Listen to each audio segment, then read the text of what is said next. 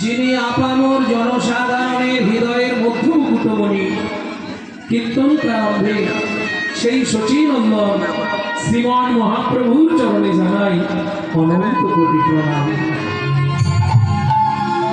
নমো আনন্দ লীলাময় বিগ্রহায় বিগ্রহায় দেবভূবরণং দিব্যচ্ছবি সুন্দরায় দিব্যচ্ছবি সুন্দরায় তস্মৈ মহাপ্রেম রস হৃদয় মহাপ্রেম রস প্রদায় চৈতন্য চন্দ্রায় নমো নমস্তে।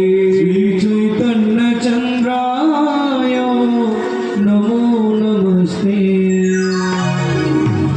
এই যে শ্লোকটি বললাম, প্রথম যখন মহাপ্রভু নীলাচলে জগন্নাথ দর্শনে গেলেন, জয় জগন্নাথ বলতে বলতে জগন্নাথকে জড়িয়ে ধরতে গেলেন, পুরীর পাণ্ডারা মহাপ্রভুকে ধাক্কা দিয়ে বাইরে ফেলে দিলেন।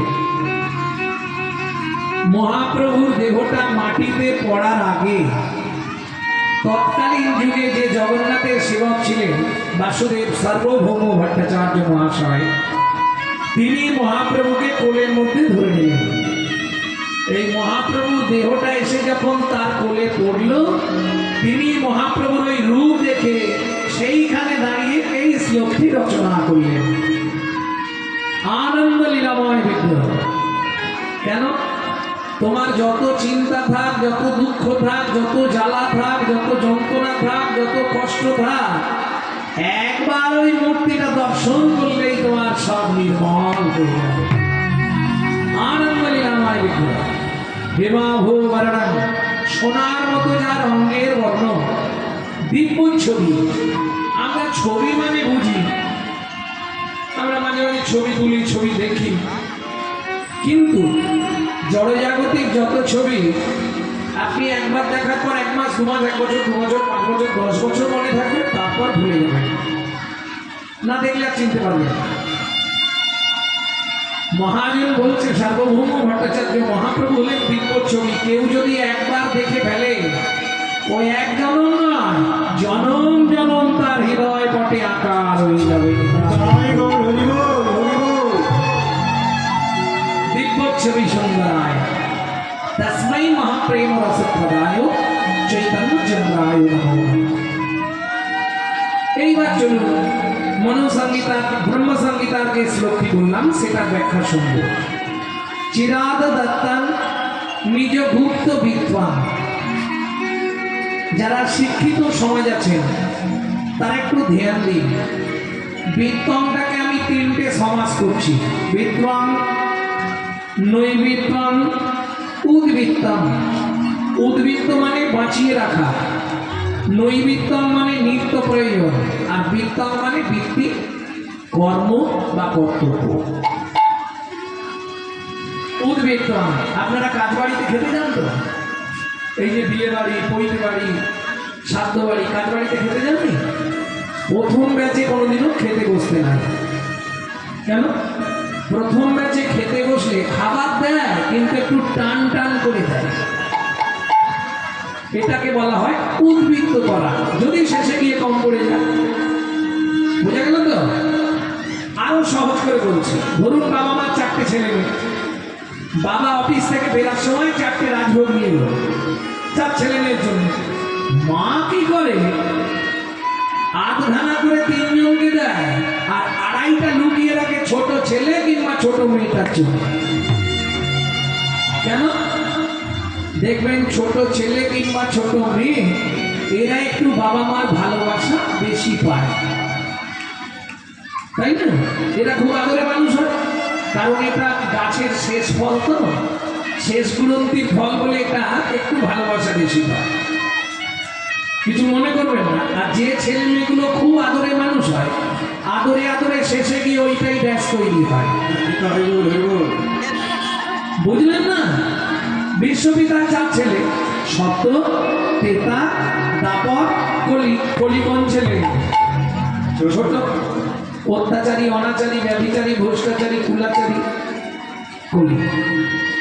বিশ্বপিতা জেনে গিয়েছিলেন আমার ছোট ছেলেটা ডেঞ্জার হবে, যার জন্য চিরাদ ডাক্তার নিজ গুপ্ত বিদ্যা সত্যযুগে হরিনাম দিলেন আটখানা মায়ের মিষ্টি দেওয়ার মতো, প্রেমটা দিলেন না। তেতা যুগে হরিনাম দিলেন আটখানা, প্রেমটা দিলেন না। দাপরে নাম দিলেন আটখানা, প্রেমটা দিলেন না। এই প্রেমটাকে রেখে দিলেন, শুধু নাম দিয়ে দিলেন। এইবার বলি, মাল যদি বেশি হয়ে যায় কোথায় রাখা হয়? স্টোর রুমে। ইংলিশে বলা হয় স্টোর রুম, বাংলায় বলা হয় গ্রাম্য ভাষায় ভাড়ার ঘর। আপনারা কি বলেন এদিকে? এদিকে মানুষ কি বলে ওটাকে? ভাড়ার ঘর। তাহলে ঠিকই আছে। উদ্বৃত্তবান যে তিন যুগের প্রেম উদ্বৃত্ত করলেন, মহাপ্রভু রাখলেন কোথায়? ছিল গোলকে এলো এলো, ছিল গোলকে এলো এলোকে, ও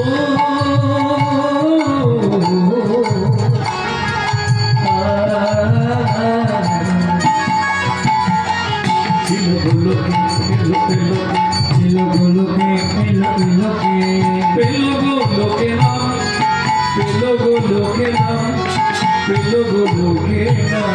ছিল গোলকে এলো এলোকে, ছিল গোলকে এলো এলোকে, গোলকের গোপন প্রেম।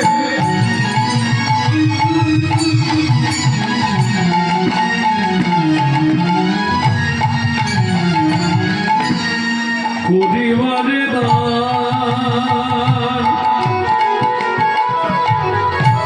ব্রজ ছেড়ে নদিয়ায় এলো গৌর ভগবান। রোজ ছেড়ে নদিয়ায় এলো গৌর ভগবান। ও মায়েরা, একটা ক্লিয়ার হলো তো? উদ্বৃত্তবান, উদ্বৃত্ত মানে বাঁচিয়ে রাখা। এখন থেকে সংসার করছেন, বাঁচাতে শিখুন। উদ্বৃত্ত করতে পারলেই লাভ। মায়েদের যদি একটা স্বভাব আছে, চিনি থাকতে থাকতে বলবে এখন চিনি শেষ হয়ে গেছে গো, থাকতে থাকতে বলতে হবে। এটা উদ্বৃত্ত করে রাখা, জানি রাখতে হবে। এইবার চলুন দ্বিতীয় কি ছিল? দ্বিতীয় সমাস ফার্স্ট বেঞ্চ। দ্বিতীয় সমাজ কি ছিল? নৈবিত্বাং। আমাদের নিত্য প্রয়োজন কি? চারটে জিনিস: আহার, বিহার, নিদ্রা, মৈথুন। এখন দুটো বাদ দিলে চলবে, কিন্তু দুটো কম্পালসারি চাই। গুছিয়ে খেতে হবে, বাংলা করে বলছি, আর মন ভরে ঘুমাতে হবে, নাহলে শরীরটা ঠিক থাকবে, তাই তো? কিন্তু মাগো, আমরা যে খাদ্য খাবারগুলো খাই, ভাত, ডাল, তরি, তরকারি, যে যা খাই, কার জন্যে খাই? দেহটাকে হৃষ্টপুষ্ট রাখার জন্য, তাই তো? কিন্তু দেহের ভেতর একজন আছে যিনি অর্গানাইজ করছেন, অর্গানাইজার। সুইচ মারছে, কথা বলছি, সুইচ মারছে, হাত পা মারছে, সুইচ বন্ধ করে দিলেই সব বন্ধ। তিনি কে? গীতার ভাষায় যাকে বলা হয়েছে আত্মা রাম। তিনি কিন্তু এই জড়জাগতিক খাদ্য খাবার খায় না, তার খাবার হচ্ছে বিশুদ্ধ হরিনামামৃত সুধা রস। আপনাদের প্রশ্ন হবে, বাবা গৌরাঙ্গ বিশুদ্ধ বললে কেন?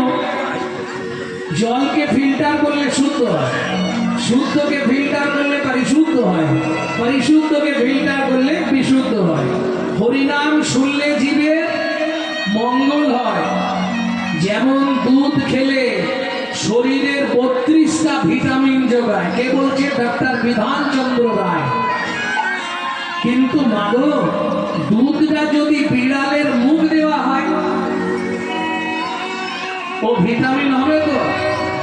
ও তো ডিপথেরিয়া হয়ে মরবে। হরিনাম শুনলে জীবের কল্যাণ হয় যদি আচারী ভক্ত বৈষ্ণবের মুখের হরি কথা হয়। অনাচারী ব্যক্তির মুখে হরি কথা শোনা সর্প উচ্ছিষ্ট সমদুগ্ধ। বুঝে নেওয়া গেল? তাহলে নৈমিত্য আমাদের নিত্য প্রয়োজন কি? খেতে হবে। কি খেতে হবে? ভাত, ডাল, তরি, তরকারি। ও তো খায়, ভেতরের লোকটাকে বাঁচিয়ে রাখার জন্য নিত্য আমাদের হরিনামামৃত সুধারস পান করতে হবে। কিভাবে করব?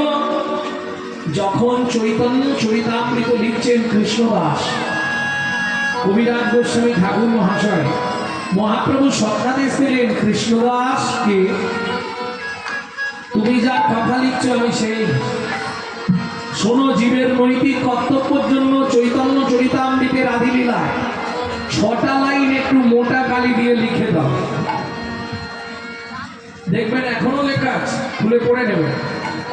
সাথে পাঁচে মিলি নিজ দাঁড়িতে বসিয়া, সাথে পাঁচে মিলি নিজ দাঁড়িতে বসিয়া, কীর্তন করো সবে করতালি দিয়া, কীর্তন করো সবে করতালি ও প্রভু কি গাইব? 16 নাম 32 অক্ষর হয় মহামন্ত্র, 16 নাম 32 অক্ষর হয় মহামন্ত্র, যাইয়া গৃহেতে যত হইয়া স্বতন্ত্র, যাইয়া গৃহেতে যত হইয়া স্বতন্ত্র। প্রভু কলির জীব অন্নগত প্রাণ, কোনো নিয়ম আছে কি?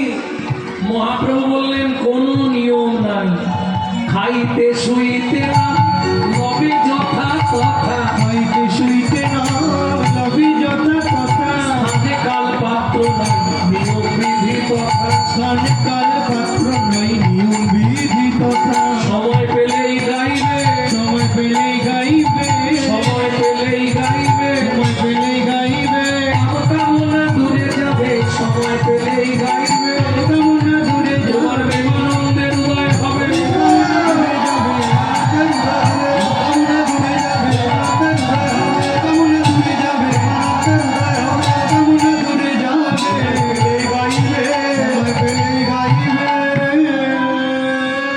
তাহলে বুঝে নেওয়া গেল নয় বিত্তম, বাকি আছে বিত্তম। বৃত্তি মানে কর্ম বা কর্তব্য।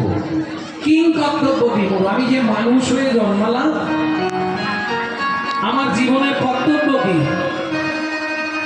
মায়েরা বলবে বাবা তুমি তো লোকের বাড়ি খাওয়া দাও হরিনাম করো, আমাদের সংসারে কত কাজ।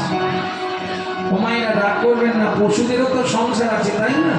মানুষও ভাত খায়, কুকুরও ভাত খায়, মানুষও ঘুমায়, কুকুরও ঘুমায়, মানুষের সংসার আছে, কুকুরেরও সংসার আছে, মানুষের সন্তানাদি হয়, কুকুরেরও সন্তানাদি হয়, এক্সট্রা কি আছে? মানুষের মগজে ভরে দিলেন চৈতন্য রূপ জ্ঞান, যার দ্বারা মানুষ শ্রীকৃষ্ণ চৈতন্য সত্তাকে চিনতে পারে। কুকুরের মধ্যে দিলেন নৈতিক চরিত্র জ্ঞান, যেটা মানুষের দেখেও মানুষ ব্যবহার করতে শিখল না। যদি বলেন কেন? একটা মানুষকে আপনি নিমন্ত্রণ করে বাড়িতে ডেকে খাওয়াবেন, ও 2 ঘন্টা পর থেকে আপনার সমালোচনা করবে। সবই ঠিক করলো জানিস, এই চাটনিতে এত 5 ফোড়ন দিয়েছে না। কেন কি হলো কি? আর বলি না, ও দাঁতে কোথায় যাচ্ছে? এটা হচ্ছে মানুষের নৈতিক চরিত্র। হ্যাঁ, একটা কুকুরকে আপনি 2টো করে এঁটো ভাত দেবেন, ও রাত্রি 12টা বাজলেও আপনার বাড়িটা পাহারা দিয়ে আপনার ঋণটা শোধ করবে। কেন? মনু সংহিতা বলছে যদি কোনো ব্যক্তির কাছে ঋণ করে মারা যায়, তাকে তার বাড়ির কুকুর হয়ে সেই ঋণ পরিশোধ করতে হবে। এটা মাথায় রাখবে। কুকুরের নৈতিক চরিত্র আছে। রাত্রি 12টার সময় আপনি বাড়ি ফিরবেন, লালু এদিকে আয়, এদিকে আয়।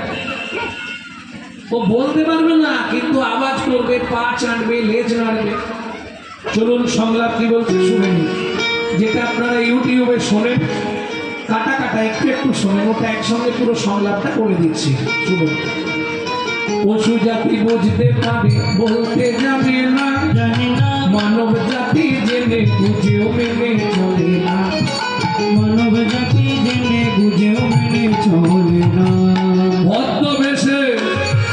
ভদ্রবেশে ঘুরলে দেশে মানুষ বলে না, মানুষ বলবো যেদিন জাগবে জ্ঞানের চেতনা, মানুষ বলবো যেদিন যাবে জ্ঞানের চেতনা, নিজের আশা ভুগে মরে নিজের কর্ম দোষে, বাবা মাকে তাড়িয়ে দিয়ে কুকুর কিনে পোষে, বাবা মাকে তাড়িয়ে দিয়ে পুরকিনে বসে পৃথিবীতে এমন অনেক মানুষ আছে ভাই, মানুষের মতোই দেখতে মনুষ্যত্ব নাই। মানুষের মতোই দেখতে মনুষ্যত্ব না। মানুষ নয়, মনুষ্যত্ব ছাড়া ছাড়া হোক না যত জ্ঞান বুদ্ধি বিবেকেতে বাড়া, মনে আর মানে বড় বড় সেই নয়। সেই নয়। কৃষ্ণ প্রেম জড়ম করে তারে মানুষ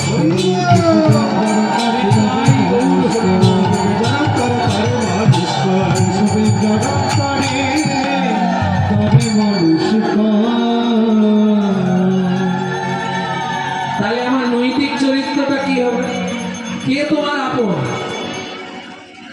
স্বামী? বলবো শোনো, আজকে যে তোমার স্বামী হয়েছে, আগের নাটকে আরেকজনের স্বামী ছিল, পরের নাটকে আরেকজনের স্বামী হবে। আজকে যে তোমার স্ত্রী হয়েছে, আগের নাটকে অন্য একজনের স্ত্রী ছিল, আবার পরের নাটকে অন্য একজনের স্ত্রী হবে। কে তোমার আপন? কবাকস্য ভবেত বন্ধু সর্বস্বার্থ সমাহিত নিরুপাধি সুহৃদ নিত্যাং হরের নামেই বকিল। কে তোমার আপন? বলবো, আপনাদের দিকে পুতুল নাচ হয়? পুতুল নাচ হয় না? না, আগে হতো। পুতুল নাচ দেখেছেন কোনোদিন?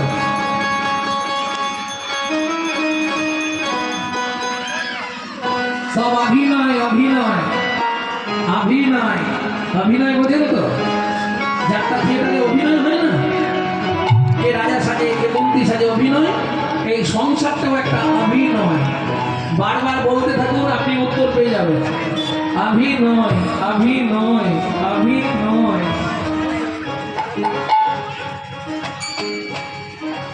তুই যাবে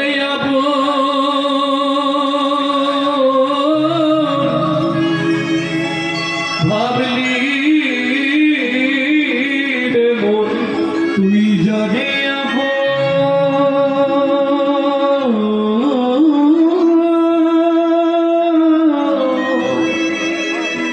ভাবলি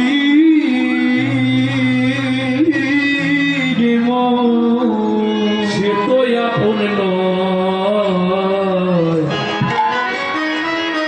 পৃথিবীটা কি মনে হয় যেন প্রান্তশালা,